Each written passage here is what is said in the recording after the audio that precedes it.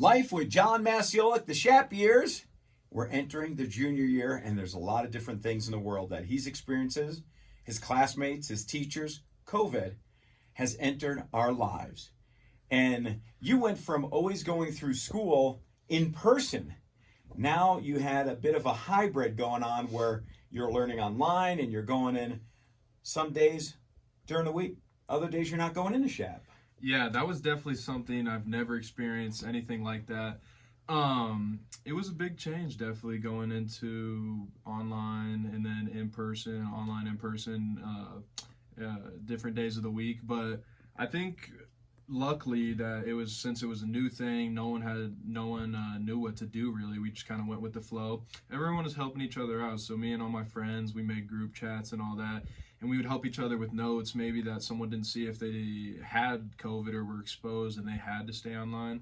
And yeah, everyone was just helping each other out with the new experience like that. Did you feel a little more about being accountable for your own grades and learning techniques, and maybe, like you said, relying on some friends too? You were helping each other. It's more collaborative. Yeah, definitely. I felt like I got a little more organized being online and in person, just because on the online days I'd have more time to do my work, figure out how I wanted things to be done, and it led me to success with my grades. It was one of my best years I've had so far. There you go. Life with John, the Shap years. We're in the junior year, and this is a great life lesson too, because of COVID. A lot of businesses are now doing the Zoom video conference calls. A lot are still working from home. So you're learning that in school. You guys overcame it, adapted to it. You had your best grades.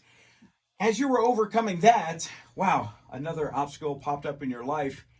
Your ACL. You had a big basketball injury. Yep, it was right before the school year actually started, and I had messed up my knee pretty bad. I tore my ACL completely off my knee, and the meniscus in two parts I cut.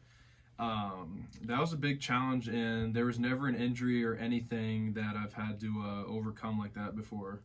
John has a love for basketball. He's still playing on Shap, and they are doing quite well. But you had to overcome not only the operation of your ACL, but the rehab to come back. Was there any point that you started questioning, well, maybe it's not meant to be? Yeah, you see a lot all the time that people who go through an injury like that, it's really hard to come back and either keep playing the sport or put up the production that they were doing before. And it actually brought me to this class connection that I read from this book, Fences. There was this really big turning point in the book at the end where the husband, Troy, had told Rose, his wife, that he actually had been cheating on her. And she said this quote, and what she meant from it, or what she was doing with it, was she was spilling out to him that even when she was feeling stuck or wanted to change up, she never went off and did anything. She pursued through those tough thoughts and stayed true. And it might have not worked out as best as she could, as he did ended up cheating, but yeah, at least she did her part and she could hold where she was. And that's just kind of the motivation I had.